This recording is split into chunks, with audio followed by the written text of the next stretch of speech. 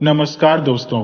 आज मैं आपके लिए एक ऐसी कहानी लेकर आया हूं जो हमें यह सिखाती है कि लालच इंसान को किस हद तक बर्बाद कर सकता है और यह भी बताती है कि धैर्य और संतोष रखने वालों का साथ भगवान कभी नहीं छोड़ते।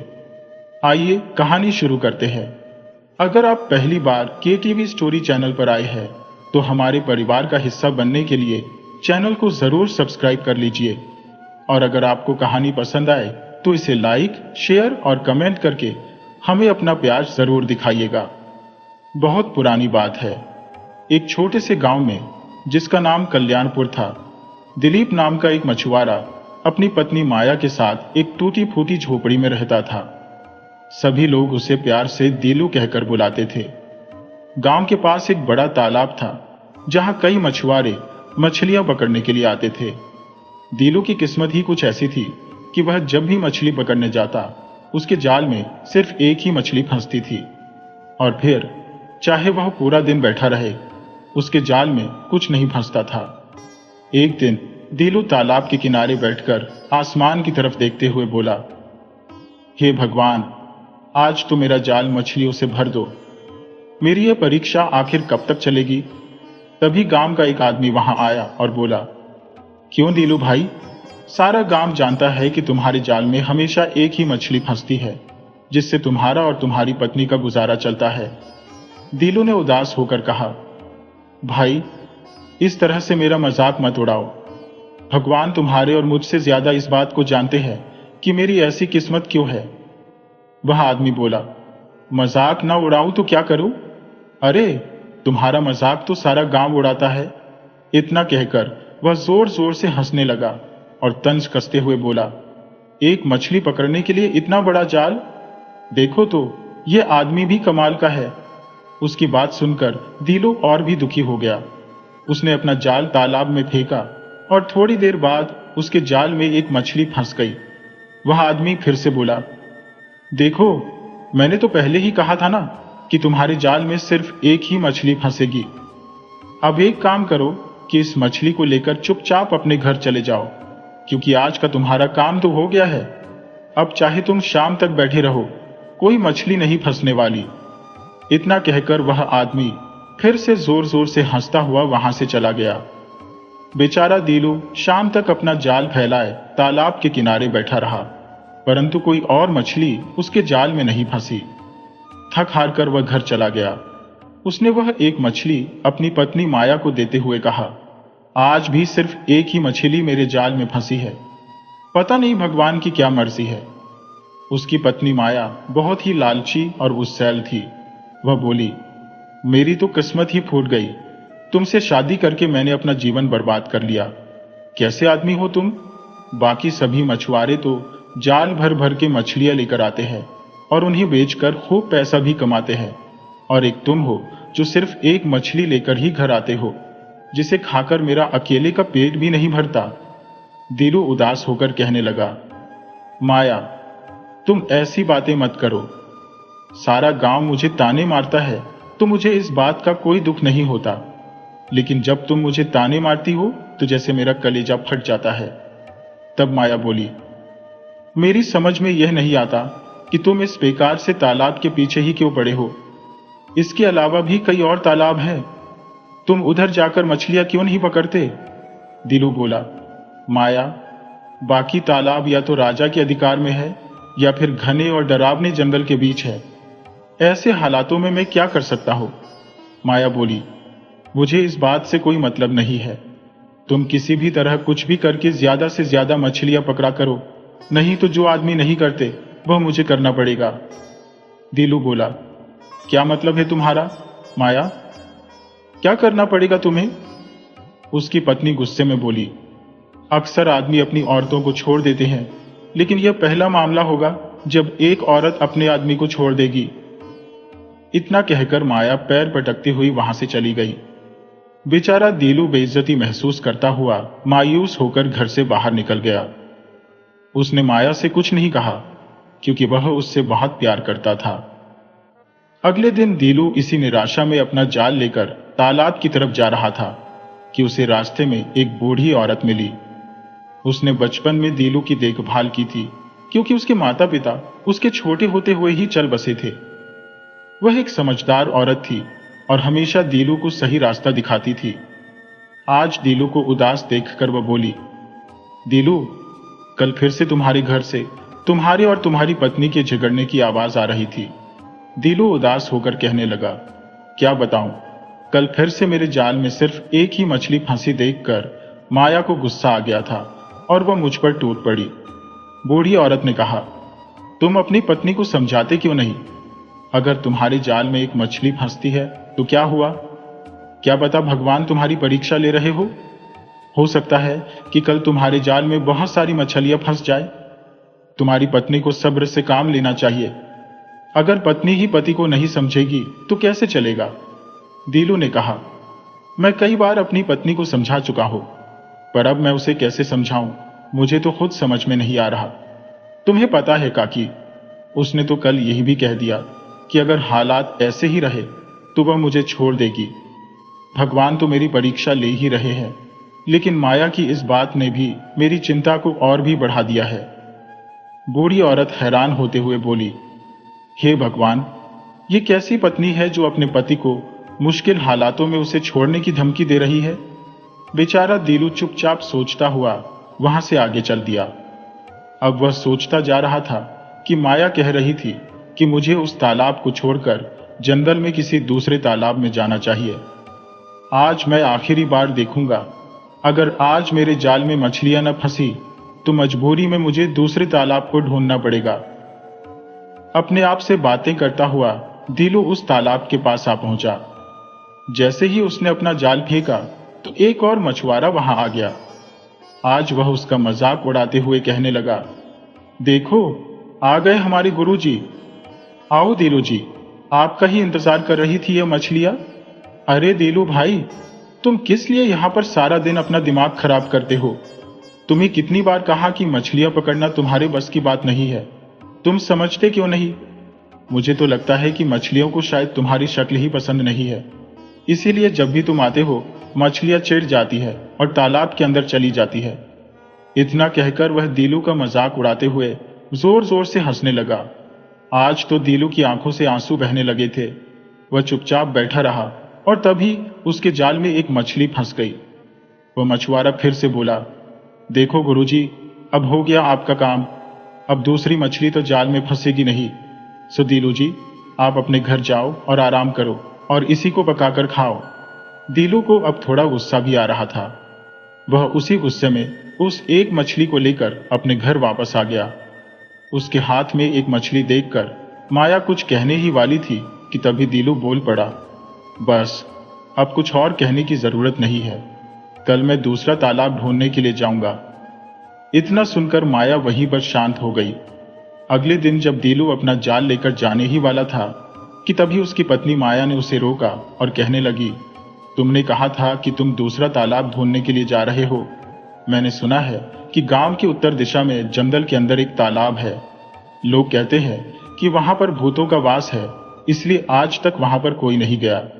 परंतु लोग तो तरह तरह की बातें करते ही रहते हैं। सच्चाई क्या है ये तो किसी को नहीं मालूम। तुम वहां पर क्यों नहीं जाते? माया की यह बात सुनकर दीलू हैरान रह गया। वह बोला, माया, वहां तो बरसों से कोई नहीं गया और कहते हैं कि वहां पर किसी बुरी आत्मा का वास है।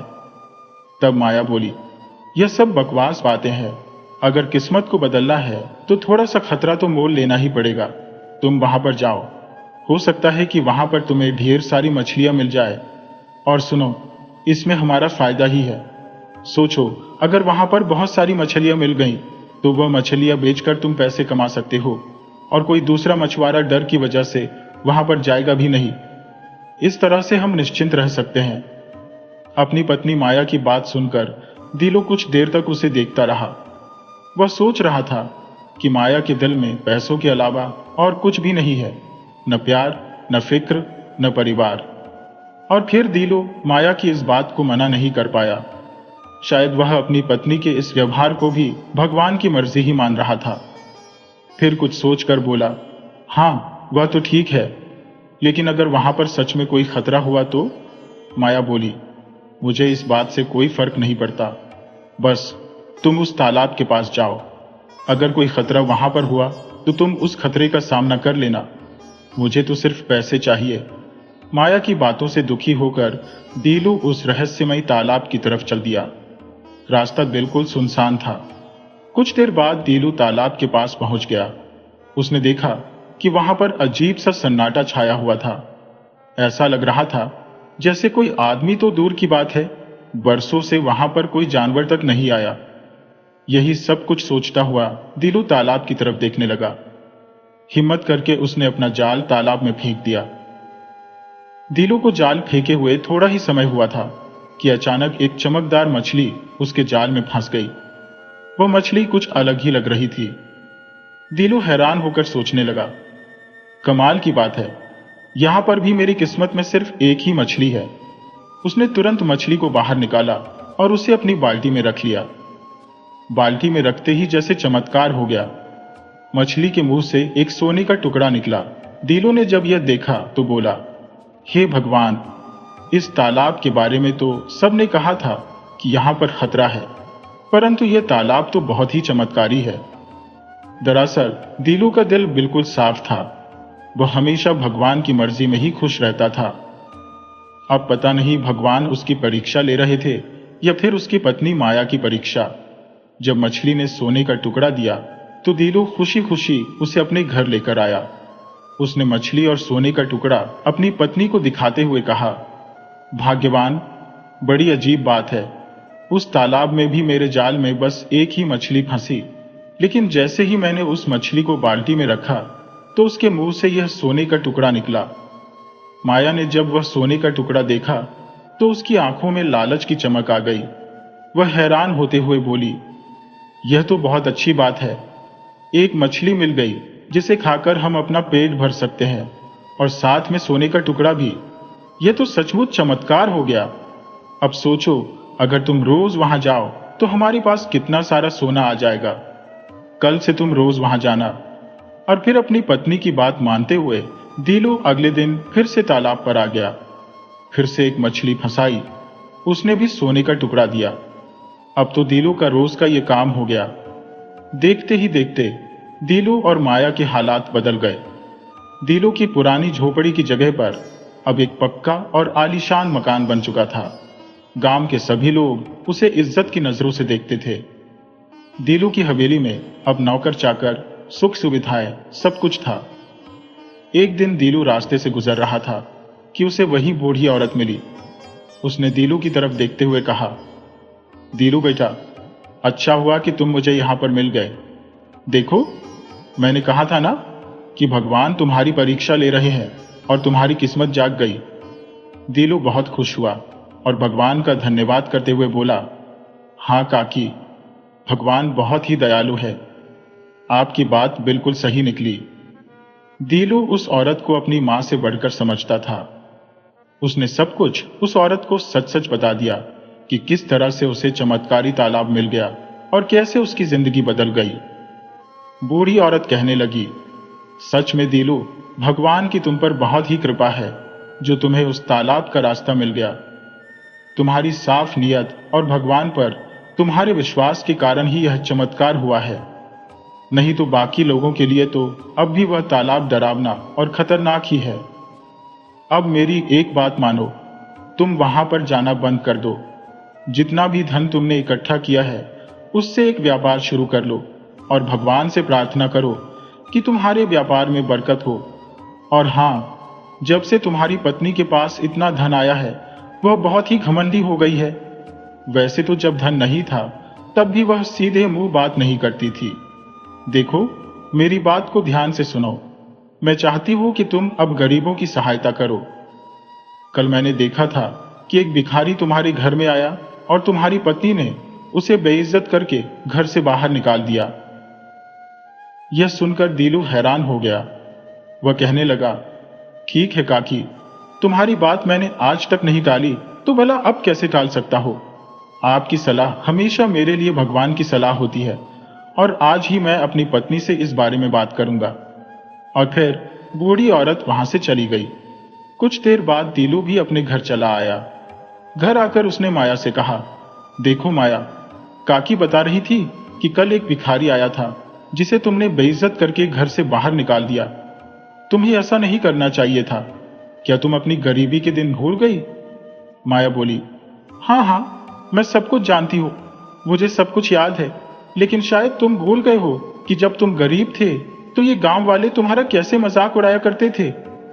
दीलू ने कहा, माया, हमें गांव वालों की कोई परवाह नहीं है, हम उनके जैसे नहीं बन सकते। हाँ, अब मेरी बात ध्यान से सुनो। मैं तुम्हें यही कहना चाहता हूं कि देखो, अब हमारे पास धन की कोई कमी तो है नहीं, इसलिए मैं चाहता हूं कि मैं उस तालाब में से मछलियां पकड़ना बंद कर दूं और कोई व्यापार शुरू कर दूं।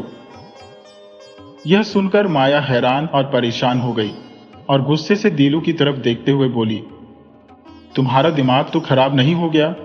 दीलू बोला, मेरा दिमाग तो नहीं माया, लेकिन तुम्हारे मन के अंदर लालच सवार हो गया है। मैं देख रहा हूं कि जब से हमारे पास धन आया है तो तुम्हारे मन में धन की लालसा खत्म होने के बजाय बढ़ती ही जा रही है। आज तक तुमने कभी भगवान का धन्यवाद भी नहीं किया। माया गुस्से में बड़बड़ाने लगी। उसने बहुत कोशिश की कि दीलू रोज उस तालाब पर जाए, लेकिन वह नहीं माना और फिर आखिरकार वह समझ गई कि दीलू ने अपना फैसला कर लिया है। परंतु माया के अंदर का लालच बहुत ही बढ़ चुका था। थक हार कर वह दीलू से कहने लगी, चलो ठीक है, जैसी तुम्हारी मर्जी, परंतु तुम मेरी एक आखिरी बात तो मान ही सकते हो। दीलू बोला, कौन सी बात? वह बोली, सोचो, अगर हर रोज एक मछली में से एक सोने का टुकड़ा मिलता है तो क्यों ना हम एक ही बार में सारी मछलियां निकाल लें। सोचो, हमें कितना सारा सोना एक ही बार में मिल जाएगा। माया की बात सुनकर दीलू परेशान हो गया। वह थोड़ा गुस्से में आ गया और बोला, तुम पागल हो गई हो, वह कोई साधारण तालाब नहीं है, वहां अवश्य कोई रहस्य की बात है। अगर हमने उस तालाब की मर्यादा तोड़ी तो अनर्थ हो जाएगा। माया घमंड में हंसती हुई बोली, जब तुम गरीब थे तो बहुत ही बहादुर थे, परंतु धनवान बनने के बाद तुम डरपोक कब से हो गए? देखो, अब तुम फिर से उस तालाब के पास जाने के लिए मना मत करो। मेरे कहने पर तुम यह आखिरी काम तो कर ही सकते हो। अगर तुमने मेरा कहा नहीं माना तो मैं जहर खा लूंगी और अपनी जान दे दूंगी। तुम्हें मालूम है कि मैं कितनी जिद्दी हूं? यह सुनकर दीलू हैरान रह गया। वह बोला, माया, तुम जिद्दी नहीं बल्कि लालची हो। ठीक है, मैं तुमसे प्यार करता हूं और इसी प्यार की खातिर मैंने तुम्हारी हर जिद मानी है और आज भी मानूंगा। अगले दिन दीलू अपने 2 नौकरों को अपने साथ लेकर उस तालाब के किनारे आ गया। क्योंकि अब तक उस तालाब के बारे में किसी को मालूम नहीं था, तो दीलू बोला, देखो, मैं रोज यहां पर मछलियां पकड़ने के लिए जाल डालता था तो हर बार सिर्फ एक ही मछली फंसती थी। आज मैं चाहता हूं कि इस तालाब की सारी मछलियां मुझे मिल जाए। इसीलिए तुम दोनों बाल्टियों से इस तालाब का सारा पानी निकाल दो और जल्दी से काम पर लग जाओ। वह तालाब ज्यादा बड़ा नहीं था। दोनों नौकर उसके आदेश का पालन करते हुए बाल्टियों से तालाब का पानी निकालने लगे। दिन भर की मेहनत के बाद दीलू को अपनी मेहनत बेकार लगने लगी। तालाब तो सूखने लगा था, लेकिन कोई मछली दिखाई नहीं दी। तालाब के बीच में सिर्फ कीचड़ और सड़ी हुई बदबू ही थी। आखिर में दीलू को एक छोटा सा गड्ढा दिखाई दिया जो तालाब के बिल्कुल बीच में था। दीलू ने जब उस गड्ढे में अपना हाथ डाला तो उसी पल गहरा काला धुआं बाहर निकलने लगा। सारा तालाब एक डरावने धुएं में बदल गया और वहां पर कुछ भी दिखाई नहीं दे रहा था। यह देखकर दोनों नौकर तो वहां से डर के मारे भाग गए और दीलू को अकेला वहीं पर छोड़ गए। अब दीलू भी डरा हुआ था। वह अपनी हवेली की तरफ भाग गया। दीलू की ऐसी हालत देखकर माया हैरान होकर बोली, क्या हुआ और वह नौकर कहां पर है? दीलू बोला, मुझे तो लगता है कि वह दोनों नौकर गांव छोड़कर ही भाग गए होंगे। इतना कहकर दीलू ने तालाब की सारी घटना माया को सुना दी। ये सुनकर माया भी घबरा गई और बोली, मुझे तो लगता था कि उस तालाब की सारी मछलियां तुम्हें मिल जाएगी, परंतु वहां पर कुछ ऐसा भी हो सकता है, ये तो मैंने कभी सोचा भी नहीं था। दीलू ने कहा, मैंने तुमसे कहा था ना माया कि उस तालाब में हमें कुछ नहीं मिलेगा। पता नहीं वह कौन सा रहस्य था जिसके कारण वह मछली मुझे मिल रही थी जो सोने का टुकड़ा दे रही थी। अब माया को कोई बात नहीं सूझी। वह चुपचाप अपने कमरे में चली गई। अगली सुबह जब वह बिस्तर से उठी तो उसका पूरा शरीर जकड़ा हुआ था और बुरी तरह से दुख रहा था। दीलू उसे देखकर घबरा गया और बोला, माया, तुम्हारा चेहरा तो बिल्कुल बीमारों जैसा लग रहा है। क्या हुआ तुम्हें? वह बोली, मेरे सारे शरीर में दर्द हो रहा है। दीलू तुरंत उठा और एक वैद्य को बुलाकर ले आया। वैद्य ने माया को देखा और फिर दीलू से कहा, दीलू, तुम्हारी पत्नी को एक बहुत ही भयानक बीमारी ने जकड़ लिया है। इसका इलाज तो बहुत ही महंगा है और यह इलाज सिर्फ कीमती जड़ी बूटियों के द्वारा ही हो सकता है और वे बहुत ही महंगी मिलती हैं। दीलू बोला, आप चिंता मत कीजिए वैद्य जी, चाहे कुछ भी हो जाए, मुझे अपनी पत्नी को ठीक करना है। उसी दिन से दीलू अपनी पत्नी के इलाज में जी जान से जुट गया। जड़ी बूटियां महंगी होने के कारण धीरे धीरे दीलू का सारा धन अपनी पत्नी के इलाज पर खर्च हो गया। एक दिन दीलू ने वैद्य से कहा कि मेरे पास जितना भी धन था वह सारा खत्म हो चुका है। तो वैद्य ने कहा, देखो दीलू, तुम्हारी पत्नी का कुछ दिनों का इलाज अभी और बाकी है। अगर वह न हुआ तो बीमारी फिर से वही आ जाएगी जहां से मैंने इलाज शुरू किया था। तुम्हें किसी भी तरह से धन इकट्ठा करना ही होगा, नहीं तो तुम्हारी पत्नी बच नहीं पाएगी। ये सुनकर दीलू निराश हो गया और अपनी पत्नी को उसने सारी बात बताई और कहने लगा, लगता है कि हमें यह हवेली बेचनी पड़ेगी। ये सुनकर माया की आंखों में आंसू आ गए। इसके बाद दीलू ने वह हवेली बेच दी और वह पहले की तरह झोपड़ी में अपनी पत्नी के साथ रहने लगा। कुछ दिनों के इलाज के बाद माया पूरी तरह से स्वस्थ हो चुकी थी, परंतु अब उनके पास सब कुछ खत्म हो चुका था। दीलू पहले की तरह गांव के तालाब में मछलियां पकड़ने के लिए जाने लगा। तब वहीं पर बैठा हुआ एक मछुआरा दीलू का मजाक उड़ाते हुए बोला, वाह भाई वाह, देखो तो कौन आया है, हमारा दीलू भाई। जहां से चले थे वहीं पर आ पहुंचे। क्यों दीलू भाई, तुम्हारे पास जितना भी धन था वह खत्म हो गया, अब तुम क्या करोगे? उसकी बात सुनकर दीलू ने कोई जवाब नहीं दिया और जैसे ही उसने तालाब की तरफ अपना जाल फेंका तो सिर्फ एक ही मछली उसके जाल में फंसी। वह उस मछली को लेकर अपनी झोपड़ी में आ गया। उसने माया से कहा कि मुझे सिर्फ एक ही मछली मिली है। यह सुनकर माया फूट फूट कर रोने लगी। वह बोली, यह सब कुछ मेरी वजह से हुआ है। अगर मैं ज्यादा लालच न करती तो कुछ भी नहीं होता। मुझे लगता है कि तालाब को खाली करने की वजह से ही मुझे यह श्राप लगा है और मैं बीमार हो गई और हमारा सारा धन खत्म हो गया। मैं समझ चुकी हूं कि लालच इंसान को अंधा कर देता है। दीलू ने माया से कहा, तुम रो मत माया, तुम्हें समझ में आ गया कि लालच बुरी बला है, बस यही काफी है। बाकी अभी तक मैं जिंदा हूं, मेरे रहते मैं तुम्हें कोई तकलीफ नहीं होने दूंगा। दीलू की यह बात सुनकर माया भावुक हो गई और कहने लगी, मुझे माफ कर दो, तुमने हर दुख में मेरा साथ दिया और मैं तुम्हें कभी समझ नहीं पाई और मैंने लालच में आकर तुम्हें छोड़ने की बात तक कह दी, परंतु तुमने कभी भी मुझे दूर नहीं होने दिया। मुझे बहुत ही पछतावा है, मुझे माफ कर दो दीलू। दीलू बोला, रिश्तों की सुंदरता इसी में है कि हर हाल में एक दूसरे का साथ देना चाहिए, न कि दुखों में छोड़कर भाग जाना चाहिए। मुझे अपने भगवान पर पूरा विश्वास था कि एक न एक दिन वह तुम्हारे साफ दिल पर लालच की जमी हुई परत को बिल्कुल साफ कर देंगे और जिस माया को मैं चाहता हूं वह मुझे अवश्य मिल जाएगी। आज मैं बहुत ही खुश हूं। और फिर कुछ देर तक आंसू बहाने के बाद माया ने कहा कि तुम मुझे उस तालाब के पास ले चलो। दीलू बोला, क्यों, अब क्या करना है? तुम ऐसा क्यों कह रही हो? माया बोली, मैं उस तालाब के सामने खड़ी होकर माफी मांगना चाहती हूं। दीलू इस बात के लिए तैयार हो गया। कुछ देर बाद दीलू अपनी पत्नी माया को लेकर उस तालाब के पास आ गया जो कि अब बिल्कुल सूख चुका था।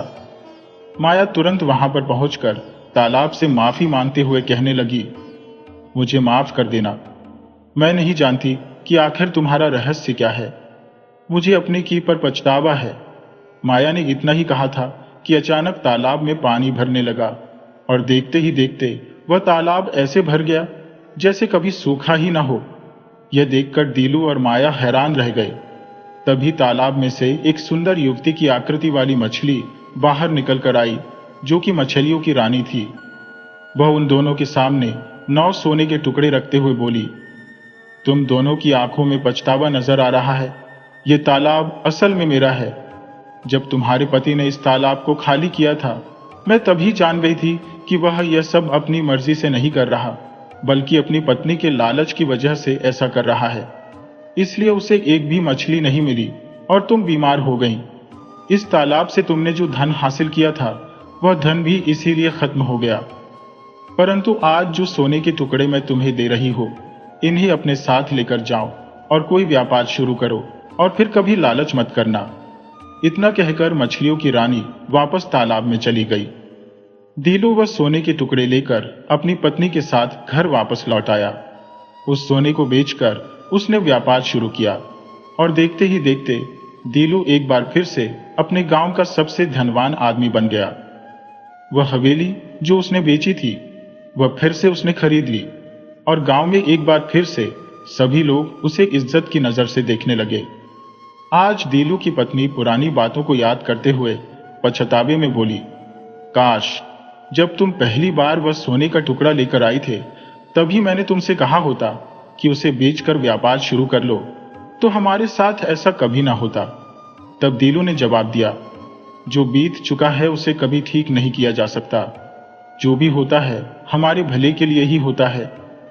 अगर तुम ऐसा न करती तो तुम्हें कभी समझ में नहीं आता कि लालच इंसान को किस हद तक बर्बाद कर सकता है। यह सुनकर माया हंसने लगी। इस घटना के बाद दीलू और उसकी पत्नी कभी उस तालाब के पास वापस नहीं गए। ये कहानी हमें सिखाती है कि लालच हमेशा दुख और बर्बादी लाता है।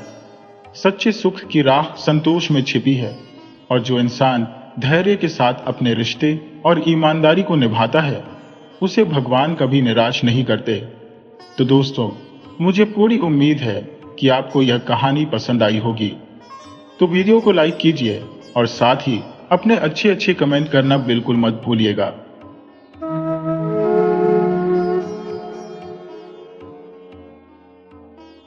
यह एक सच्चे प्रेम की कहानी है जो वर्षों के इंतजार, धोखे और त्याग की कसौटी पर खरी उतरती है।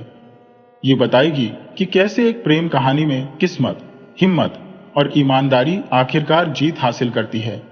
आइए कहानी शुरू करते हैं। ये बहुत पुरानी बात है। तिलकपुर नाम के एक गांव में एक बहुत धनी व्यक्ति रहता था। भगवान ने उसका घर खूब दौलत से भर रखा था, लेकिन इस ढेर सारी धन दौलत से भी प्यारी एक चीज उसके पास थी और वह थी उसकी बेटी मयूरी। मयूरी की सुंदरता के आगे तिलकपुर की सारी सुंदरियां फीकी पड़ जाती थी। तिलकपुर में एक युवक भी रहता था जिसका नाम तो रामेश्वर था, मगर लोग उसे आशिक गरीब कहकर बुलाते थे। विधाता ने उसे इस धरती पर केवल गरीबी ही दी थी। उसके पास एक सच्चे दिल और गीत गाने की प्रतिभा के अलावा कुछ और नहीं था। वह अपनी सारंगी उठाता और उसकी धुन पर तिलकपुर के पुराने वीरों की विजय गाथा गूंज उठती। वह विवाह शादियों में या धनी लोगों की खुशी के मौकों पर जाकर अपने गीतों से सबका मन बहलाता था। एक ऐसी ही शादी के अवसर पर उसने मयूरी को पहली बार देखा था। तभी से वे दोनों एक दूसरे को चाहने लगे थे, मगर मयूरी गरीब आशिक के लिए एक सपना मात्र थी। एक दिन जब आशिक गरीब का चेहरा उदासी में डूबा हुआ था, उसकी प्रेमिका मयूरी उससे मिलने आई। मयूरी ने उससे हालचाल पूछा। आशिक गरीब ने कहा, मैं तुमसे बहुत प्यार करता हूं, फिर भी तुम कभी मेरी नहीं हो सकती। मयूरी ने कहा, तुम मायूस मत हो, विवाह के लिए मेरे पिता से बात करो ना। वह अपने ही खर्च से हमारी शादी करवा देंगे और मुझे इतना धन देंगे कि हम दोनों की जिंदगी आराम से कट जाएगी। तुम कहती तो ठीक हो, आशिक गरीब ने जवाब दिया। अपनी बेटी की खुशहाली के लिए वह कोई कमी नहीं छोड़ेंगे, लेकिन कौन जानता है आगे चलकर कहीं तुम्हारे मन में यह घमंड ना आ जाए कि मेरे पास मेरा कुछ भी नहीं है, जो कुछ भी है वह सब तुम्हारी ही बदौलत है। नहीं मेरी प्यारी मयूरी, मैंने तो अपनी आत्मा को एक फर्ज सौंप दिया है। मैं प्रण करता हूं कि अगले 7 साल तक मैं पूरी दुनिया की खाक छानूंगा, धन दौलत जमा करूंगा और फिर वापस लौटूंगा या फिर किसी जंगल में खत्म हो जाऊंगा। अगर तुम्हें मंजूर है तो इस अवधि के बीत जाने तक तुम मेरा इंतजार करना। मयूरी मान गई, लेकिन उसने एक शर्त रख दी। उसने कहा कि अगर तुम तय की गई तारीख को नहीं लौटे तो मैं कुंदन की पत्नी बन जाऊंगी, जो मुझसे बहुत पहले से ही सच्चा प्रेम करता है। आशिक गरीब अपनी मां के पास पहुंचा। उसने मां से आशीर्वाद लिया, अपनी छोटी बहन का मुंह चूमा, कंधे पर थैला डाला, लाठी ली और तिलकपुर गांव से निकल पड़ा। वह अभी अपने सफर पर निकला ही था कि एक घुड़सवार तेजी से लपकता हुआ आया। आशिक गरीब ने उस पर नजर डाली और देखा तो यह कुंदन ही था। कुंदन ने आशिक गरीब से कहा, मैं भी तुम्हारे साथ चलता हूं। मुझे लगता है हम दोनों की मंजिल एक ही है। आशिक गरीब उसका साथ पाकर कोई ज्यादा खुश तो नहीं था, लेकिन वह करता भी क्या, लाचार था। और फिर दोनों साथ साथ चल पड़े। बहुत दिनों तक वे दोनों चलते रहे। अंत में वे एक ऐसी जगह पर पहुंचे जहां एक नदी उनका रास्ता काटती थी। नदी के उस पार जाने के लिए न तो कोई पुल था और न ही नदी की धार में कहीं इतनी गहराई कम थी जहां से उसे पैदल पार किया जा सके। कुंदन ने कहा, तुम इसे तैर कर पार करो, मैं तुम्हारे पीछे पीछे आता हूं। आशिक गरीब ने अपने कपड़े उतारे और अलग फेंक दिए और तैरना शुरू कर दिया। पार पहुंचने पर उसने मुड़कर देखा तो वह चिल्ला उठा, हे ईश्वर, यह कैसी मुसीबत है। उसने देखा कि कुंदन उसके कपड़ों को समेटकर तिलकपुर की ओर तेजी से भागा जा रहा है। उड़ती हुई धूल के सिवा उसे कुछ नजर नहीं आ रहा था। ऐसा मालूम होता था मानो कोई सांप जमीन पर सरसराता हुआ भागा जा रहा हो। कुंदन ने तिलकपुर पहुंचकर अपना घोड़ा रोका और आशिक गरीब के कपड़े लेकर उसकी मां के पास पहुंच गया।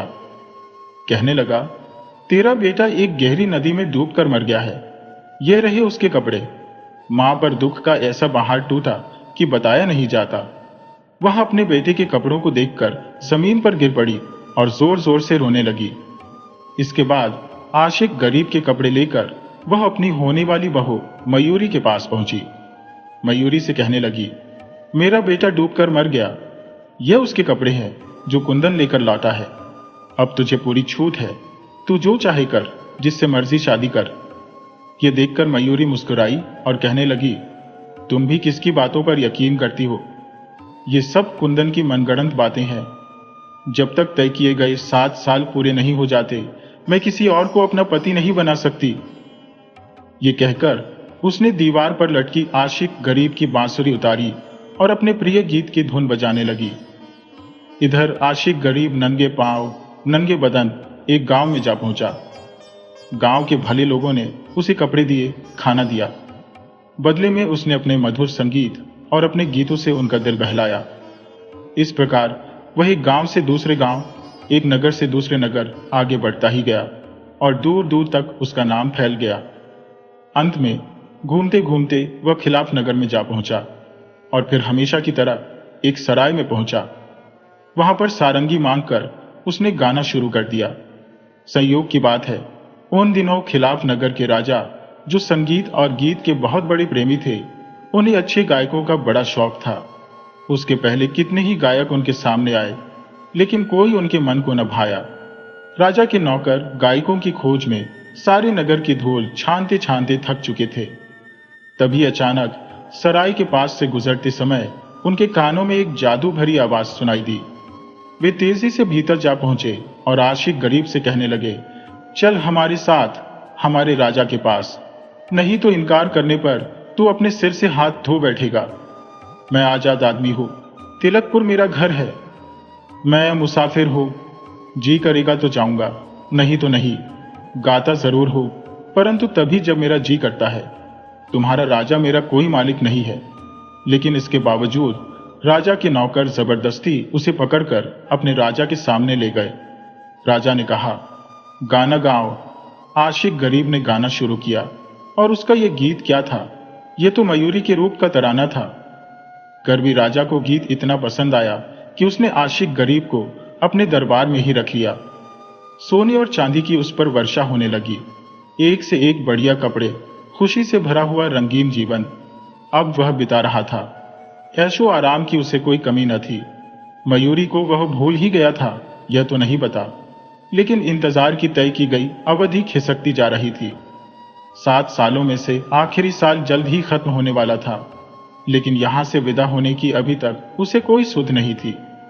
इसी समय 40 ऊंटों और 80 गुलामों का एक काफिला लेकर कोई सौदागर तिलकपुर से रवाना होने वाला था।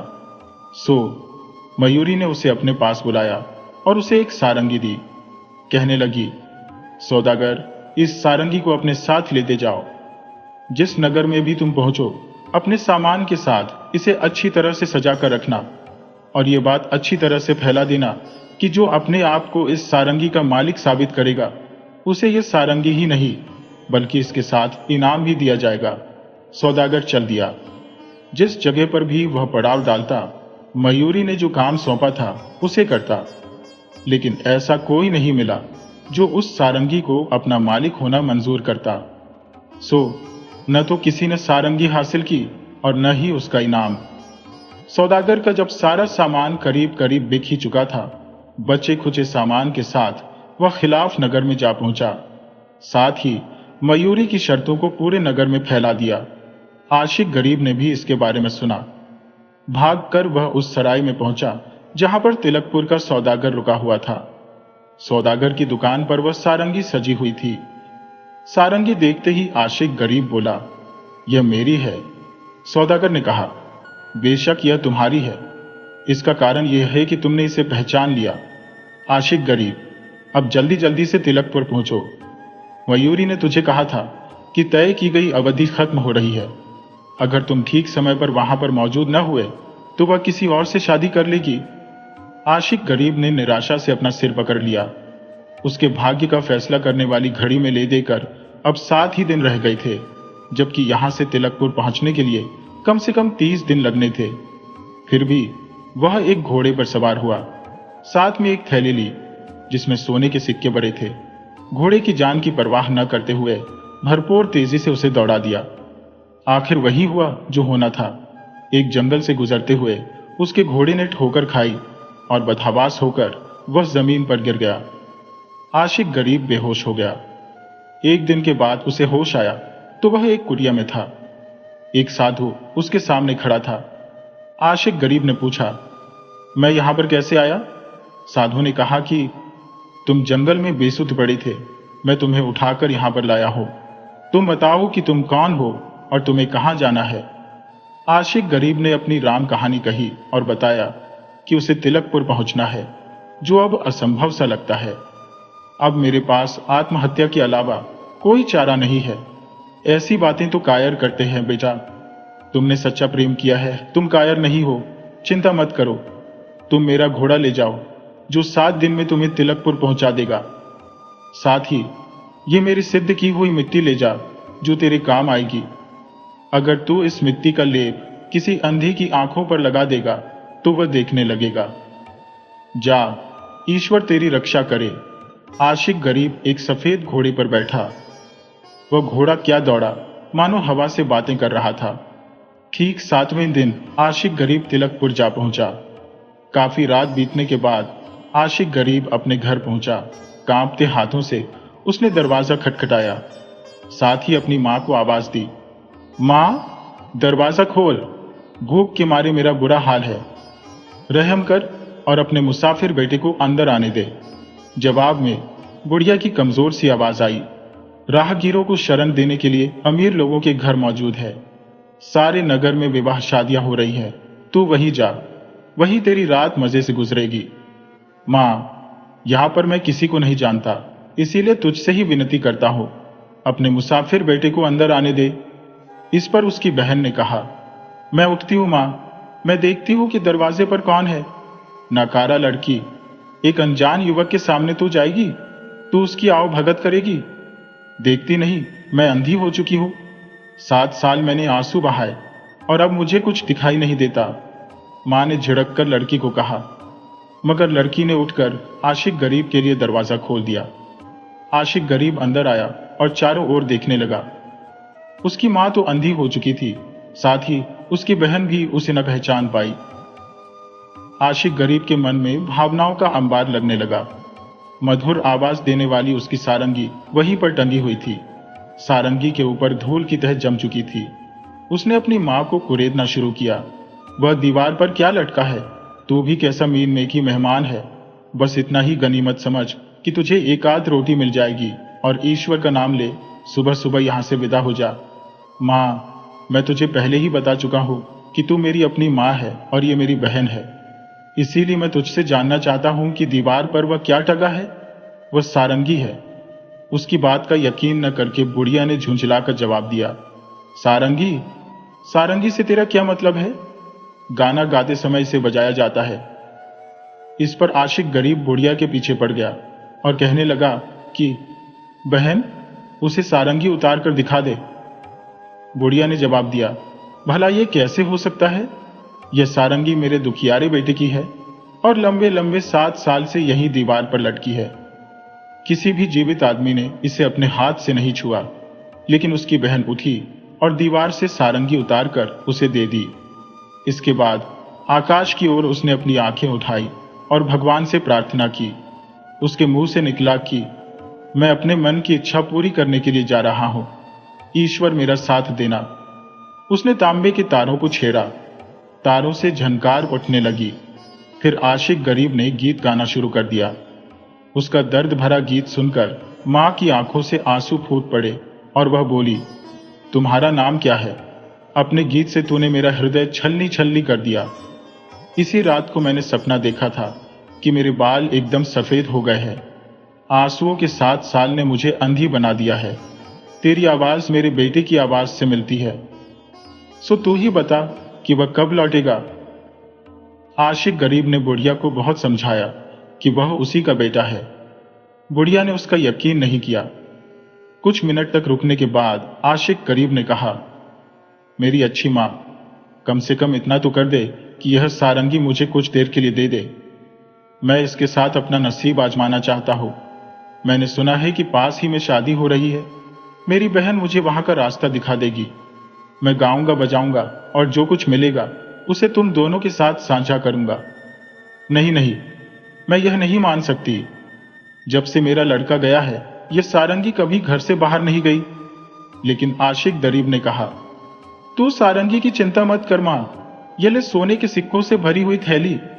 अब इस सारंगी की जिम्मेदारी मेरी हुई। बुढ़िया ने उस थैली को टटोला और यह जानकर कि वह सोने के सिक्कों से भरी हुई है, उसने सारंगी ले जाने की इजाजत दे दी। बहन ने उसे रास्ता दिखाया और उस धनी घर में पहुंची जहां धूमधाम से शादी की दावत हो रही थी। अपने भाई को वहां पर छोड़कर बहन खुद दरवाजे पर खड़ी हो गई। वह देखना चाहती थी कि अब आगे क्या होता है। मयूरी इसी घर में रहती थी और ठीक इसी रात वह कुंदन की पत्नी बनने वाली थी। कुंदन अपने सगे संबंधियों और साथियों के साथ खाने पीने में मस्त था। दूसरी तरफ मयूरी पर्दे के पीछे अपनी सहेलियों के साथ बैठी थी। उसके एक हाथ में जहर का प्याला था और दूसरे में तेज खंजर था। उसने कसम खाई थी कि कुंदन के पलंग पर पांव रखने से पहले वह अपना काम तमाम कर लेगी। तभी पर्दे की ओर से उसने सुना कि कोई अजनबी आया है और वह गीत गाने की इजाजत मांग रहा है। कुंदन ने उस अजनबी से कहा, बेशक तुम गीत गाओ, मैं तुम्हारा गीत सुनकर खुश हो जाऊंगा। यह शादी का मौका है। गाने और नाचने वालों को भला कौन मना कर सकता है। सो तू भी कुछ सुना तो मैं भी तुझे एक मुट्ठी सोना दूंगा। इसके बाद आशिक गरीब ने अपनी सारंगी उठाई और गाना शुरू कर दिया। गाने लगा, खिलाफ नगर में मैंने मिस्री मदिरा का जाम लगाया और सिर्फ 3 ही दिन में मैं उड़कर यहां पर आया। कुंदन के भाई के दिमाग में बुद्धि कुछ कम ही थी। कुंदन अपने भाई के साथ बैठा था। उसके भाई ने खंजर निकाला और चिल्लाकर बोला, तू झूठ बोलता है। खिलाफ नगर से यहां कोई 3 दिन में कैसे आ सकता है? कुंदन ने उसे संभालते हुए कहा, अरे भाई, ये तो गायक है और अपनी कल्पनाओं में यह सारी दुनिया घूम सकते हैं। तुम इसकी बातों की फिक्र मत करो। आशिक गरीब ने अपना गीत आगे जारी रखा। इधर मयूरी ने जब उसकी आवाज सुनी तो आशिक गरीब को पहचान लिया। जहर के प्याले को एक तरफ फेंका और खंजर को दूसरी तरफ, और अपनी सहेली से बोली, तू नहीं पहचान सकी इसे, लेकिन मैंने इसकी आवाज को पहचान लिया है। यह इतनी प्यारी आवाज सिर्फ मेरे गरीब आशिक की है। मयूरी दौड़ती हुई पर्दे से बाहर आई और झरोखे से उसने अपने आशिक को देखा और पहचान लिया। उसके मुंह से एक चीख निकली। भागी भागी वह उसके पास पहुंची और उसके गले में बाहें डाल दी। इसके बाद कुछ पलों के लिए वे दोनों बेसुध हो गए। कुंदन का भाई ये देखकर आगा बुला हो गया। उसने खंजर निकाला और उन पर टूट पड़ा। वह दोनों को मार डालना चाहता था, लेकिन कुंदन ने उसे रोकते हुए कहा, भाई रुक जा, अपना गुस्सा ठंडा कर और याद रख कि इस जन्म में जो कुछ भी मेरे भाग्य में था मुझे वही मिलेगा और उससे कभी छुटकारा नहीं मिल सकता। मयूरी मेरे भाग्य में नहीं थी तो कोई बात नहीं। होश आने पर मयूरी लाज के मारे लाल हो गई थी। हाथों से उसने अपना मुंह छिपा लिया और पर्दे के पीछे ओझल हो गई। तब दूल्हे यानी कुंदन ने कहा, मेरे भाई, इतने थोड़े समय में तू इतना बड़ा रास्ता पूरा करके कैसे आ गया? आशिक गरीब ने उसको अपनी सारी कहानी बताई। इधर आशिक गरीब की बहन जो दरवाजे पर ही खड़ी थी, ये सब सुनते ही वह अपनी माँ के पास गई। उसने चिल्लाकर कहा, माँ, वह सचमुच ही मेरा भाई और तेरा बेटा आशिक गरीब है। इसके बाद वह अपनी माँ का हाथ पकड़कर उसे वहां ले आई जहां पर दावत हो रही थी। आशिक गरीब ने अपने झोले में से मिट्टी निकाली, उसे पानी में घोलकर अपनी माँ की आंखों पर लेप कर दिया।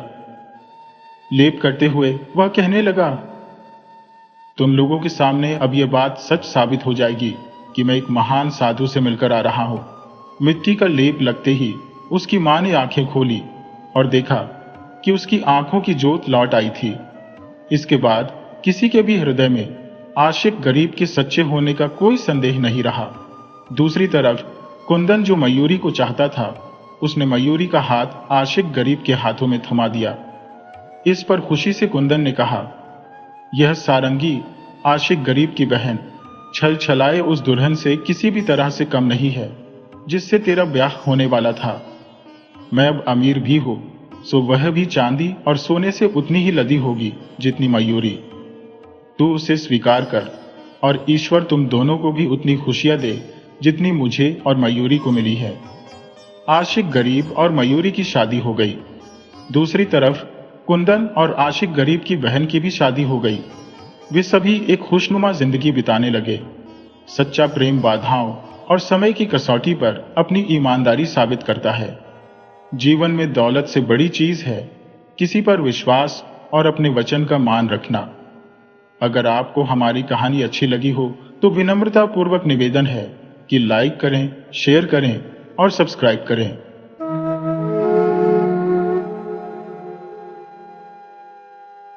एक जमाने की बात है, एक शहर में एक राजा राज करता था। राजा बड़ा ही रहमदिल था और रानी भी बहुत पूजा पाठ वाली औरत थी। राजा रानी आपस में बड़े प्यार से रहते थे। उनके बीच कभी कोई झगड़ा या मनमुटाव नहीं होता था। दोनों में खूब प्यार था और ऐसे ही धीरे धीरे वक्त गुजर रहा था। एक दिन रानी को चक्कर आ गया और वह जमीन पर गिर पड़ी। राजा ने फौरन राजवैद्य को बुलाया। राजवैद्य ने रानी की नब्ज देखी और मुस्कुराते हुए बोले, महाराज, बहुत खुशी की बात है, रानी साहिबा मां बनने वाली है। यह सुनकर राजा बहुत खुश हुए और उन्होंने पूरे शहर में मिठाइयां बंटवाई। अब धीरे धीरे वक्त बीता। रानी का 5वां और फिर 6ठा महीना भी गुजर गया, लेकिन उनकी तबीयत बहुत ज्यादा खराब रहने लगी। एक दिन रानी ने अपने पति राजा साहब से कहा, राजा साहब, अगर मैं बच्चे को जन्म देकर इस दुनिया से चली गई तो क्या आप दूसरी शादी कर लेंगे? राजा बोले, नहीं रानी, ऐसा कभी नहीं हो सकता। हम दूसरी शादी क्यों करेंगे? और रानी, तुम्हें कुछ नहीं होगा। राजा की आंखों में आंसू भर आए और उन्होंने कहा, जब तक हम दोनों हैं, साथ जिएंगे, साथ मरेंगे, तुम्हें मैं कुछ नहीं होने दूंगा। मगर होनी को कौन टाल सकता है? जो होना होता है वो होकर रहता है। धीरे धीरे वक्त गुजरा। रानी का 9वां महीना पूरा हुआ। 9 महीने बाद रानी की कोख से एक बेटी ने जन्म लिया। बेटी के जन्म लेते ही रानी इस दुनिया से चल बसी। रानी के जाने से राजा बहुत दुखी हुए। वे उदास रहने लगे। अब सब लोग कहने लगे कि बड़ी अभागन बच्ची पैदा हुई है। पैदा होते ही मां चल बसी। बेचारी के ऊपर तो दुखों का पहाड़ टूट पड़ा। लेकिन राजा अपनी बेटी दुखनी से बहुत प्यार करते थे। सब लोग उस छोटी सी राजकुमारी को दुखनी कहने लगे क्योंकि उसकी जिंदगी बहुत दुख भरी थी।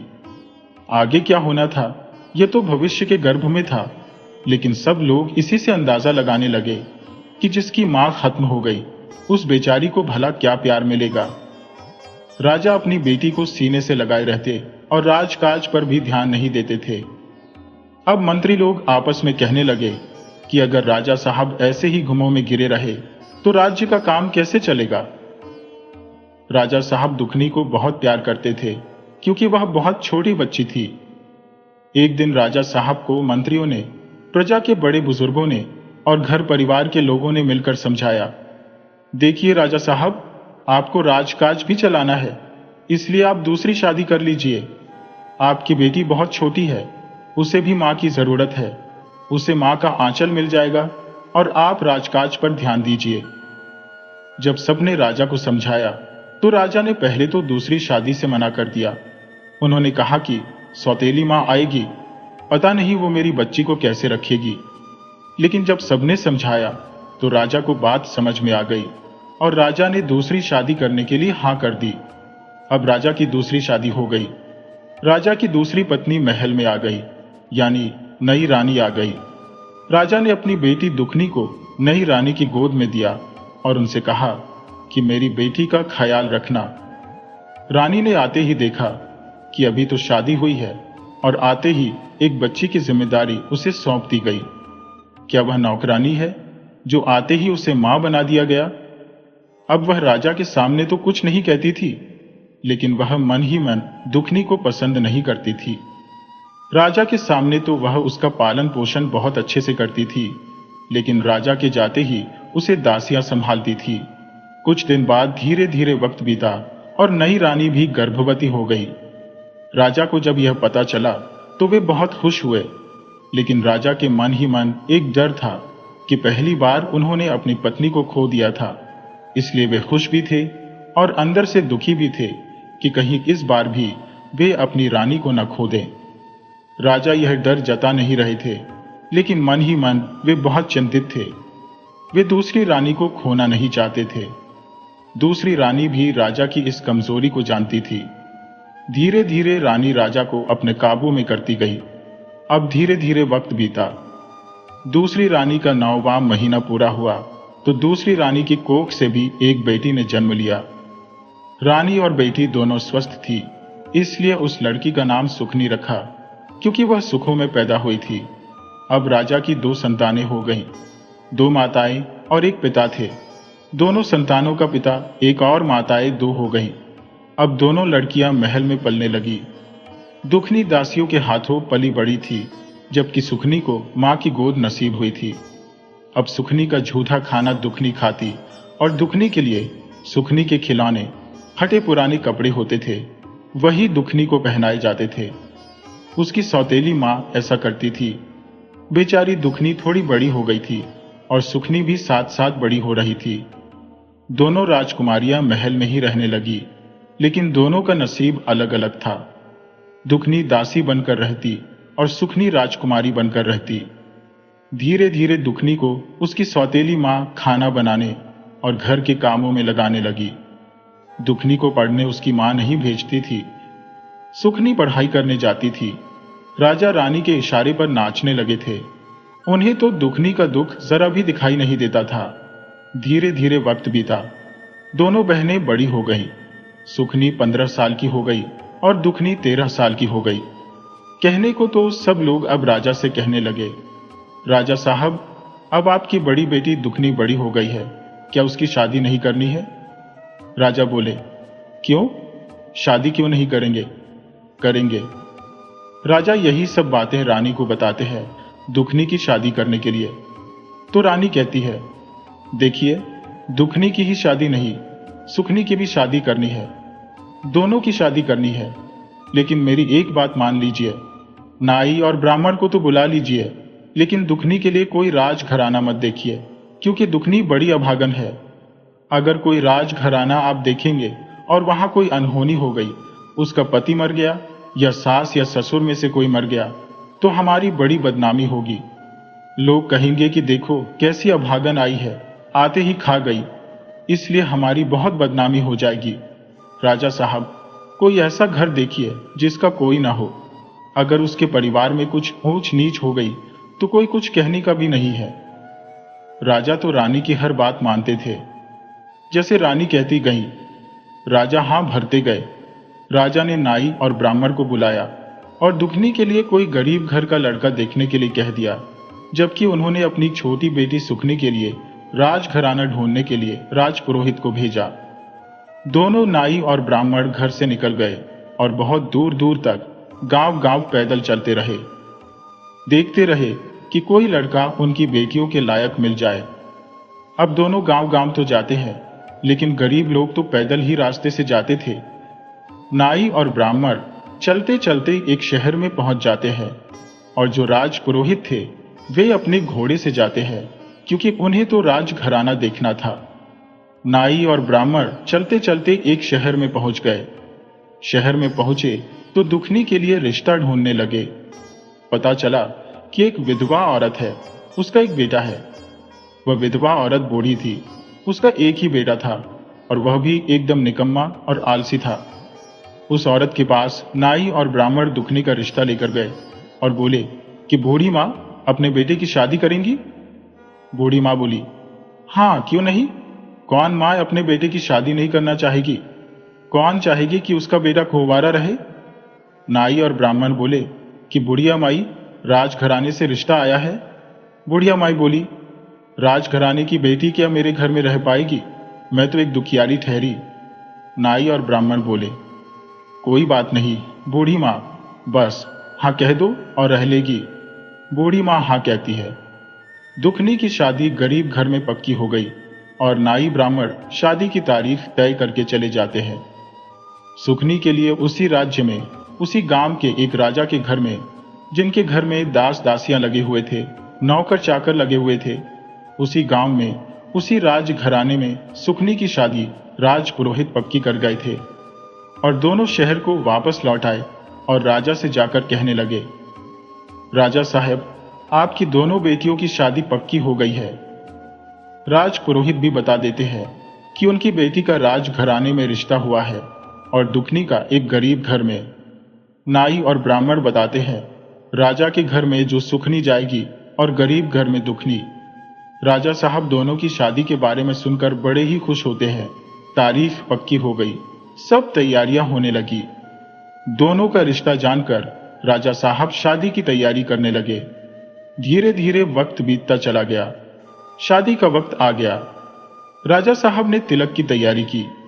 एक के लिए साधारण तिलक की तैयारी की और एक के लिए बहुत सारी शाही तरीके से तिलक की तैयारी की गई।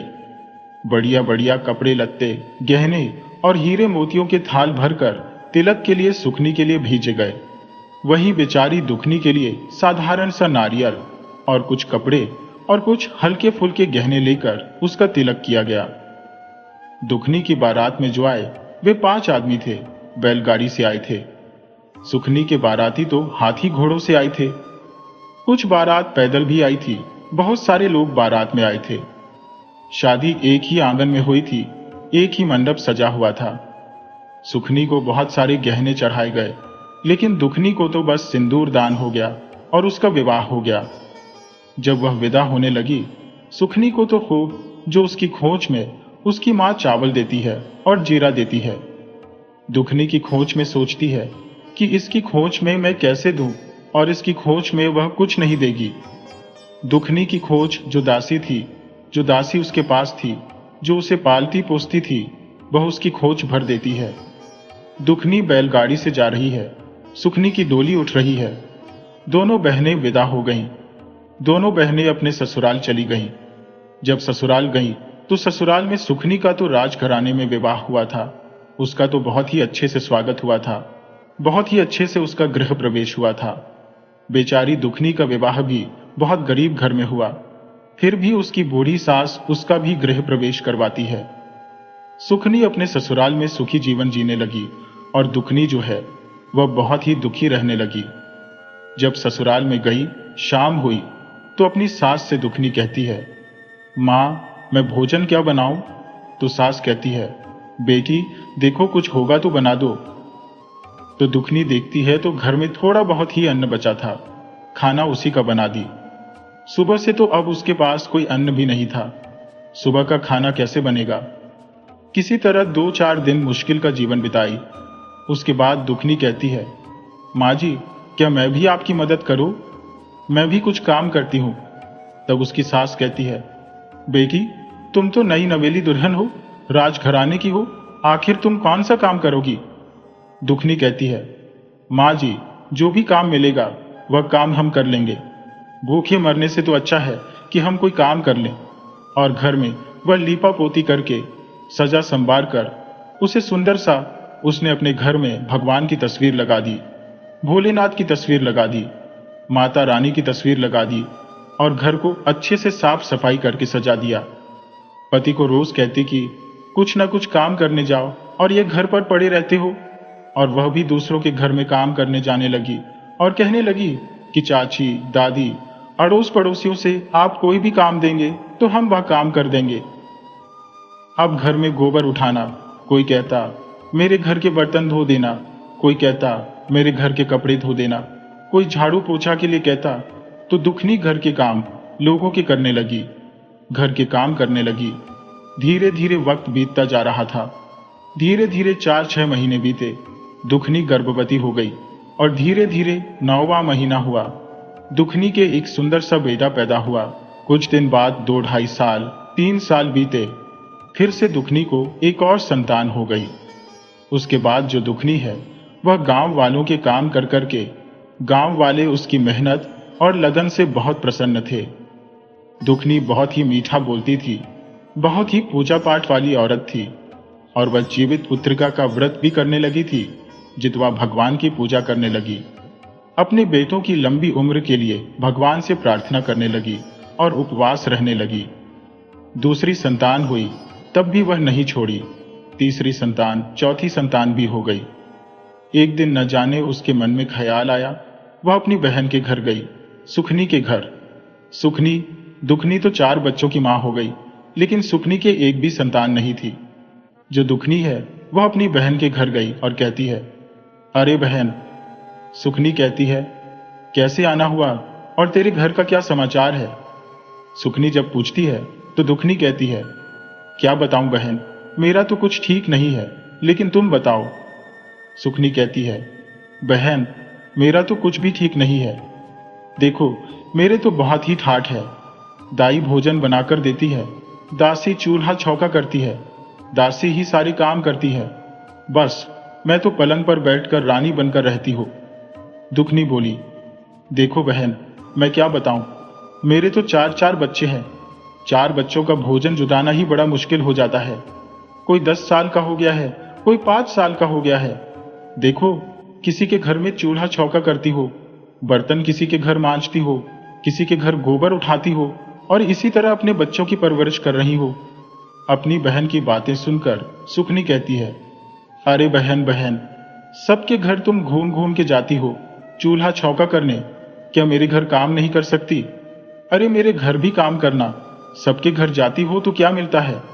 दुखनी कहती है कि देखो बहन, सबके घर जाती हो तो किसी के यहाँ बासी रोटी, किसी के यहाँ चावल, तो किसी के यहाँ ताजी भोजन, किसी के यहाँ कुछ भी मजदूरी, सूखा अनाज, किसी के यहाँ पैसे मिल जाते हैं, बच्चों की परवरिश हो जाती है। सुखनी बोली कि देखो बहन, सुबह से शाम तक जब मेरे घर रहोगी, तुम्हारे बच्चों का जो बचा कुचा भोजन भी ले जाना और हम कुछ पैसे भी देंगे, तुम्हारे पहनने के लिए कपड़े भी देंगे। और दुखनी कहती है, ठीक है बहन, आ जाएंगे। बहन के घर से वह जाने लगी तो धीरे धीरे वक्त बीतता गया और अश्विन महीना आ गया। पितृपक्ष चल रहा था, 6वां दिन था। बच्चे बोले, माँ, कल तो जीवित पुत्रिका का नहाय खाए है। खैर, जूतिया का नहाय खाए है तो जूतिया व्रत तो तुम करोगी ना माँ? क्या बासी भोजन करके खाना खाकर करोगी? बासी भोजन नहीं खाओगी माँ तो मौसी से बोल देना कुछ अनाज दे देगी और वह सूखा अनाज लेते आना, उसी का भोजन बना लेना और खा लेना और व्रत कर लेना। ऐसे तो रोज खाती हो, कोई बात नहीं, लेकिन व्रत में कैसे खा सकती हो तुम? जब बच्चे ऐसा बोले तो दुखनी जाकर अपनी बहन सुखनी से कहती है, बहन, कल जीवित पुत्रिका नहाय खाए है और हम जीवित पुत्रिका का व्रत रखेंगे, इसलिए सुखनी बहन, हमें थोड़ा सूखा अनाज दे देना बहन। हम भोजन बनाएंगे और खाएंगे, कुछ पारण के लिए और कुछ नहाई खाई के लिए। बाकी तो बासी भोजन ले जाएंगे, बच्चे खा लेंगे। सुखनी कहती है कि अरे बड़ी ताजा भोजन खाने वाली आई, गरम गरम। क्या तू बड़ा जूतिया व्रत करेगी, संतान वाली कहलाएगी? अगर जो ले जाना है तो बचा कुचा भोजन ले जाना, नहीं तो कोई सूखा अनाज नहीं मिलेगा। दुखनी कहती है, बहन 1 महीने का पैसा भी तेरे पास बाकी है, पैसा भी दे देती तो कुछ बच्चों के लिए फलहार कर लेंगे। दुखनी अपना पैसा मांगती है काम करने का, क्योंकि जो तुम हमारी मेहनत मजदूरी दोगी तो फलहार ले लेंगे, पूजा कर लेंगे। दुखनी कहती है सुखनी से, बहन मेरा पैसा मुझे दे दीजिए, मुझे महीने की जो मेरी पगार है दे दो, मुझे 1 महीने से ज्यादा काम करते हो गया। तो सुखनी कहती है, तुम्हारा कोई पैसा मेरे पास बाकी नहीं है और मैं तुम्हें कोई पैसा नहीं देने वाली। दुखनी रोने लगी और उसके घर काम करने लगी। काम करके कहने लगी, बहन अरे फिर भी तुम मेरे घर का काम कर रही हो, मेरे घर से चली जाओ। सुखनी उसे धक्के मारकर भगा देती है। ऐसा इसलिए हुआ क्योंकि सुखनी के मन में जलन थी। उसके 4 बच्चे थे, जबकि सुखनी के कोई संतान नहीं थी। वह बेचारी दुखनी को घर से निकाल देती है। दुखनी रोते रोते अपने घर आ जाती है और रोते रोते बच्चे कहते, माँ तुम क्यों रो रही हो? दुखनी बोली, बेटा ऐसी कोई बात नहीं है। बच्चे कहते हैं, क्या मौसी के घर चावल नहीं मिला? क्या सूखा अनाज नहीं मिला? तब सुखनी दुखनी कहती है, बेटा घर से एक कुल्हाड़ी और एक रस्सी दे दो मुझे। और वह रस्सी और कुल्हाड़ी लेकर जंगल की ओर लकड़ियां काटने चली जाती है। जाते जाते रास्ते में सोचती है कि लकड़ियों को बेचकर कुछ पैसे आ जाएंगे तो अपनी जूतियां का व्रत कर लेगी। जब वह रास्ते में जाती है तो एक गाय थी। गाय बछड़े को जन्म दे रही थी। गाय दर्द से पीड़ित थी। गाय की नजर आया कि लगता है कोई मनुष्य की आहट है। गाय कहती है, अरे कौन जा रही हो? दुखनी कहती है, हे गाय माता मैं दुखनी हूं। तो दुखनी बोली, अरे बेटी मैं तो बछड़े को जन्म देने में असमर्थ हूं और मुझे बड़ी पीड़ा हो रही है। मेरा जो प्रसव काल है जरा तो मेरी पीठ सहला देगी, मेरे बच्चे का जन्म देने में आसानी हो जाएगी। दुखनी काम से जो उसे झिझक नहीं थी वह कहने लगी, ठीक है। वह बड़ी आसानी से कर लेती थी। गाय माता के पास गई, उसका पेट सहलाने लगी। गाय माता को आराम मिला, बच्चे का जन्म दे दिया और गाय दुखनी से बड़ी खुश हुई। दुखनी वहां से आगे चली तो देखती है एक नागिन थी जो कैंचुली उसके शरीर से उतर रही थी और वह अपने शरीर को बड़ा रगड़ रही थी, लेकिन उसकी कैंचुली उतर नहीं रही थी। नागिन बड़ा तड़प रही थी। उसे लगा कि कोई मनुष्य की आहट है, कोई मनुष्य है जो जा रहा है। नागिन पलट के देखी तो कहती है, बहन कौन हो तुम, मेरे पास आओ। दुखनी कहती है, अरे तुम तो नागिन हो, 10 लोगी मुझे। नागिन कहती है, अरे बहन मैं तो खुद दर्द से पीड़ित हूं। आओ बहन जरा सा मेरा सर सहला दो और अपने हाथ से मेरी कैंचुली उतारने में मदद कर दो। और दुखनी जाकर नागिन की कैंचुली उतार देती है और वहां से दुखनी फिर आगे बढ़ती है। नागिन बड़ी खुश हो जाती है। जब वह जंगल में पहुंचती है तो एक बूढ़ी माता बैठी हुई है। माता जो वह एक जूतिया माई थी वहां पर बैठी हुई थी। कहती है, अरे बेटी कौन हो? दुखनी कहती है, माता मैं दुखनी हूं। तब जूतिया माता कहती है, अरे बेटी जरा मेरे सिर में देख, मेरे बालों में जुएं हो गई है, जरा निकाल देगी? बहुत ही खुजली हो रही है, मेरा देखना बाल कैसे चिपक से गए हैं। तब दुखनी कहती है, ठीक है माता मैं निकाल देती हूं। दुखनी बैठती है और जूतिया माता को जो वह जुएं साफ कर देती है और अपने दुख सुख की बातें बतलाने लगती है। और जो जूतिया माता है वह कहती है, अरे बेटी हमको तो नींद आ रही है, कहां सो? तो दुखनी अपना आंचल फैला देती है, उसी पर जूतिया माता सो जाती है। दुखनी उनके पूरे पैर दबाने लगती है ताकि बुढ़िया माई को नींद आ गई और उसे आराम मिल गया। दुखनी देखती है कि जब बुढ़िया माई उठती है कि जाग न जाए, उसकी नींद खराब ना हो जाए। शाम होने वाली थी जब जूतिया माता उठी और कहती है, अरे बेटी तुमने मुझे उठाया नहीं, मुझे जगाया नहीं। दुखनी कहती है, माता, आपको गहरी नींद में थी तो मैं आपको कैसे जगा देती। कच्ची नींद को तो दुश्मन को भी नहीं जगाया जाता, और आप तो मेरी माता के समान हो। तब माता कहती है, बेटी, तू तो लकड़ी काटने आई थी ना, कल जूतिया का स्नान करके खाने वाला दिन है ना। तब दुखनी कहती है, माता बेटी, आई तो थी मैं लकड़ियां लेने ही, लेकिन कोई नहीं, माता तुम सो गई तो मैं तुम्हें कैसे जगाती। तब जूतिया माता कहती है, बेटी, तू लकड़ी भी नहीं काट पाई, बच्चों के लिए क्या बनाएगी, भोजन तो है नहीं। तब वह कहती है दुखनी, कोई बात नहीं माता, थोड़ी बहुत लकड़ियां लेकर जाऊंगी ही, बाजार में बेच दूंगी, बच्चों के लिए कुछ न कुछ तो लेकर जाऊंगी। माता तब जो जूतिया माता बुढ़िया के भेष में बैठी होती है, वह एक मुट्ठी चावल अपनी खोज में से निकाल कर देती है। कहती है, बेटी, यह ले और यह रख ले और कोठी में डाल देना। और एक झोले में से एक पोटली निकालती है और कहती है, ले बेटी, पोटली लेकर जाओ, घर में जाकर खोलना। दुखनी ले लेती है और वहां से चल देती है। जब वह वापस आती है तो वही नागिन उसे देख और आवाज लगाती है, अरे ओ दुखनी बहन, आओ मेरे पास। और कहती है, बहन, तुमने मेरी केंचुली उतार ली तो तुमने मेरी बड़ी मदद की। अब दुखनी कहती है, देखो बहन, तुम्हारी केंचुली उतर गई है, तुम मुझे 10 लोगी। तब नागिन कहती है, बहन, हम नहीं रसेंगे, तूने तो मेरी मदद की है, आओ बहन आओ। जब दुखनी नागिन से कहती है कि बहन, मेरे पास जो नाग मड़ी है मेरे पास पड़ी हुई है, मेरे काम की तो है नहीं, इस नाग मणि को तुम अपने घर में रख दो, तेरा घर अन्न धन और संपत्ति से भर जाएगा, दीपक जैसा जलता रहेगा, लेकिन किसी को देना मत और बताना मत। बाहर रखोगी तो नागों का वास हो जाएगा, तुम्हारे घर में सांप जाने लगेंगे।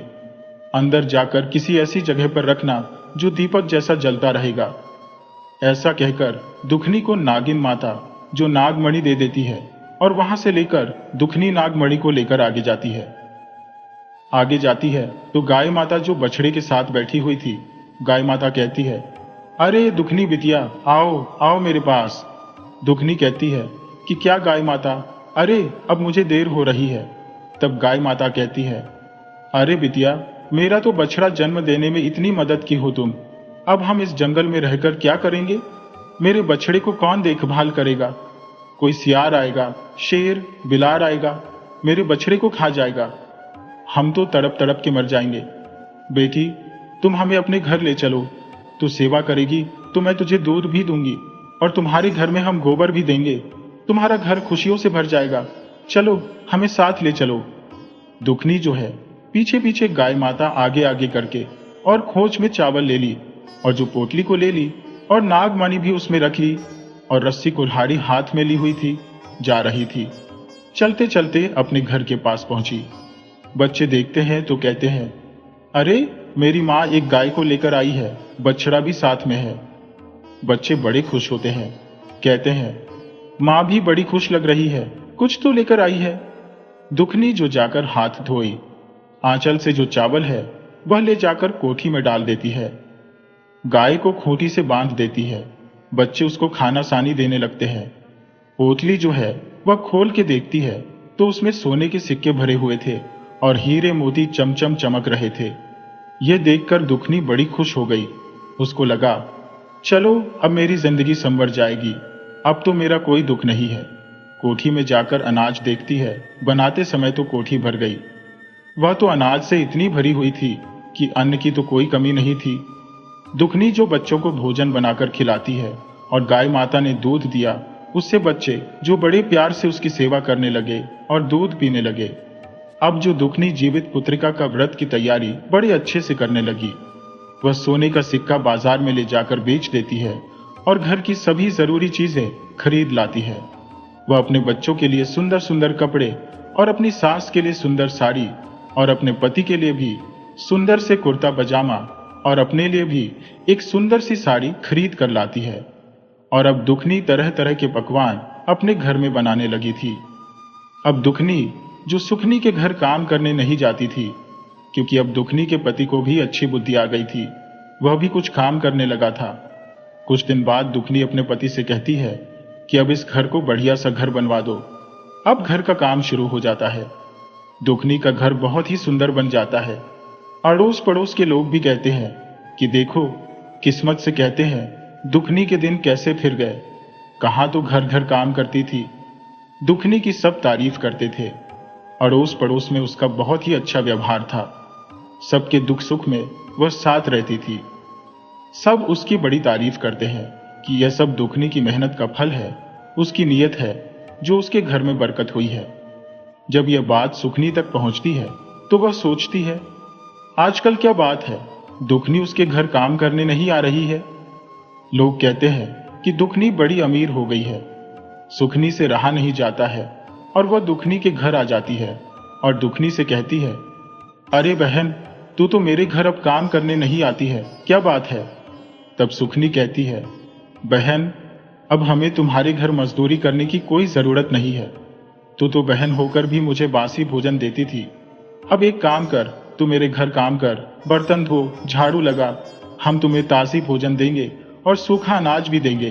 कर मेरे घर में काम करके जा। मेरे तो बच्चे थे, तुम्हारे तो बच्चे भी नहीं है। तभी दुखनी बहुत गुस्से में हो जाती है और कहने लगती है कि तुम जो ज्यादा बोल रही हो, तुम्हारे बच्चे क्या मतलब है। तुम मुझे बांझ बोल रही हो और मैं राजा से कहकर तुम्हें फांसी दिला दूंगी। अब सुखनी जो बहुत ही गुस्से में हो गई और कहती है कि बता, ये धन तुझे कैसे मिला। बहन, तूने तो मुझे धक्के मारकर भगा दिया था। दुखनी बहुत ही सीधी थी, बहन के गुस्से से डर गई। कहने लगी कि बहन, तूने धक्के मारकर मुझे निकाल दिया, लेकिन जितवा भगवान की कृपा से सब तुम्हारे घर से अपने घर आ गए हम। और रोते हुए तो मैं जंगल की ओर चली गई। जंगल में गई तो एक गाय माता मिली।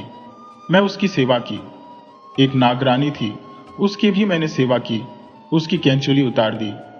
बूढ़ी गाय माता की जो उसके प्रसव में मदद की। और जंगल में मुझे एक बूढ़ी माता भी मिली, उसकी मैंने जुएं निकाल दी, पैर भी दाब दिए। उनके पैरों में बड़ा दर्द था। बूढ़ी माता ने मुझे एक पोटली दी और कुछ अनाज भी दिया। जब वहां से मैं आगे चली तो नागरानी ने मुझे नागमणि दी। जब वहां से चली तो गाय माता कहती है कि मैं इस जंगल में क्या करूंगी, दुखनी बेटी, मुझे अपने साथ ले चल और मेरी सेवा करना। बहन, वही उसी की कृपा से मेरे घर में धन हो गया है। मैं सुखी जीवन बिता रही हूं। बहन, मैंने किसी के घर चोरी नहीं की हो, मैं किसी के घर से कुछ लूट कर नहीं लाई हो। भगवान की कृपा से मेरे घर धन हो गया है। तब सुखनी कहती है, अच्छा बहन, ऐसी बात है। तो वह कहती है, हाँ। और चुपचाप सुखनी उसके घर से चली गई और जाकर सवेरा होते ही थोड़ी देर बाद वह हाथ में कुल्हाड़ी और रस्सी ले ली और जंगल की ओर फटे पुराने कपड़े पहनकर निकल दी। अब भगवान सोचते हैं, जितवा भगवान की, इसे तो इसकी करनी का जो न फल मिलना ही है। पूजा पाठ भक्ति तो कुछ करती नहीं है, और देखो कैसे उसकी दौलत को देखकर चिड़क है। उधर तो देखो दुखनी है, रोज पूजा पाठ भक्ति करती थी, लेकिन यदि ऐसे दर्शन नहीं देंगे तो कुछ नहीं मिला, तो यह तो रोज जो उसे नोच नोच कर खा जाएगी, इसलिए अभी इसे भी दर्शन देना पड़ेगा। गाय माता है जो बस उसी तरह पीड़ा में तड़प कर बेचैन हो रही थी। ये तो सब बनावटी था। सुखनी जा रही थी, रास्ते में सब भगवान की लीला थी और गाय माता आवाज देती है, अरे कौन है बिटिया, जरा मेरी कुछ मदद तो करना। गाय माता की आवाज सुनकर सुखनी कहती है, माता, मैं सुखनी हूं। तब गाय माता कहती है, बेटी सुखनी, मैं दर्द से बड़ी बेचैन हूं, बड़ी तड़प रही हूं बेटा, मेरी मदद कर दे। बेचारी सुखनी भला अमीर घराने की बहू थी। वह कहने लगी, उसे तो बड़ा घमंड था अपने घर में धन दौलत का। कहती है कि मैं बड़े घर की बहू हूं और मैं तुम्हारी क्या मदद कर सकती हूं। अरे, मैं तो जंगल में रहने वाली गाय हूं, तुम घास फूस खाकर जो बिताने वाली हो अपना समय, तुम्हें दिखाई नहीं देता। मैं दुखनी नहीं हूं, मैं तो सुखनी हूं। बस मैं तो वो लेने आई हूं जो दुखनी को मिला है। अरे, तेरे पेट में हाथ रखेंगे तो मेरा हाथ गंदा हो जाएगा। तो गाय माता के पास वह जाती नहीं है और न ही गाय माता की वह सेवा करती है। वह कहती है, मेरे घर में तो कितने नौकर चाकर लगे हुए हैं, और तुम्हारे मन में यह ख्याल भी कैसे आ गया कि मैं तुम्हारी कोई मदद करूंगी। वह गाय को डांट कर सुखनी आगे बढ़ गई। आगे बढ़ने पर वही नागिन थी जो केंचुली उतार रही थी। उसे बहुत दर्द हो रहा था। वह कहती है, अरे कौन है? सुखनी कहती है कि नागरानी, मैं दुखनी की बहन हूं और सुखनी मेरा नाम है। नागिन कहती है, अरे बेटी, मेरी पीठ थोड़ी सहला दे, मेरी केंचुली उतर जाएगी। तब वह कहती है, देखती नहीं है नागिन, मेरे हाथ में कुल्हाड़ी है, जितनी जगह कहोगे उतनी जगह काट दूंगी। बड़ी आई मेरे हाथों से पीठ सहलवाएगी। मैं जानती हूं तेरे पास आऊंगी झट मुझे डस लेगी। मैं दुखनी नहीं सुखनी हूं। अब जो दुखनी को दिया है बस मुझे तो वह देना। और कहती हुई सुखनी आगे निकल जाती है। आगे जाती है तो नागिन कहती है, अच्छा ठीक है जा, मुझे टुकड़े नहीं करवाने अपने। अब जो सुखनी आगे बढ़ गई, वहां पर जो जूतिया माता वन में बैठी हुई थी वह कहती है, अरे बिटिया कौन है? तो जूतिया माता की आवाज सुनकर सुखनी कहती है, माँ, बूढ़ी माँ, हमें तुम्हें दिखाई नहीं देता? बुढ़िया हमें सुखनी, उस दुखनी की बहन इस जंगल में। तब वह कहती है, बिटिया इस जंगल में क्या करने आई हो? तो वह कहती है, वही करने आई हो जो दुखनी को मिला, वही लेने आई हो। क्या तुम जो करोगी? तो बूढ़ी माई कहती है, अरे बिटिया, मेरे सिर में से जुएं निकाल दे, मेरे बालों में जुएं हो गई है, बड़ी खुजली हो रही है। तब सुखनी कहती है, अरे बुढ़िया, देखने में तू कितनी बदसूरत, कितनी गंदी लग रही है, मक्खियां भिनभिना रही है। तू कहती है कि मैं तेरे सिर से जुएं निकाल दूं, तेरे बाल खींच खींच कर पूरा तुझे जमीन पर पटक पटक कर मारूंगी और यहीं पर तेरी सारी जुएं निकल जाएंगी। दुखनी को जो दिया है बस हमें दे दो, हमें घर जाने की जल्दी है। पता नहीं है हम कितने बड़े घर की बहू हैं, हमारे आगे पीछे नौकर चाकर घूमते हैं और हम तेरी जो सफाई करेंगे तेरी जुएं देखेंगे। तो जो जूतिया माता कहती है, बेटी चलो ठीक है। वह जो कहती है, एक मुट्ठी चावल निकालकर उसे दे देती है और एक पोटली निकालकर दे देती है। बोलती है, घर में खोलना। तब सुखनी कहती है, ठीक है, और लेकर चलने लगी।